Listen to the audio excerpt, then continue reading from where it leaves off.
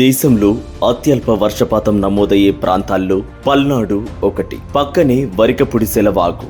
కృష్ణానదులు ప్రవహిస్తున్న పల్నాడులో సాగునీటికే కాదు, గుక్కెడు తాగునీటికి తీవ్ర ఇబ్బందులే. నాగార్జున సాగర్ లో వరికపుడిసెల వాగు కలవకముందే ఆ వాగు నుంచి జలాలను ఎత్తిపోసి పల్నాడును సుభిక్షం చేయాలన్న ప్రతిపాదన దశాబ్దాలుగా ముందుకు కదల్లేదు. కాగితాలకే పరిమితమైన ఈ ప్రాజెక్టుపై సీఎం జగనన్న ప్రత్యేక శ్రద్ధ తీసుకోవడంతో టైగర్ రిజర్వ్ ఫారెస్ట్ లో పనులకు కేంద్రం అనుమతి. వరికపుడిసెల వాగు, గోదావరి, కృష్ణా, పెన్నా అనుసంధానం ద్వారా నదీ జలాలను తరలించి దుర్భిక్ష పల్నాడును సుభిక్షం చేయాలని జగనన్న ఆదేశాలు.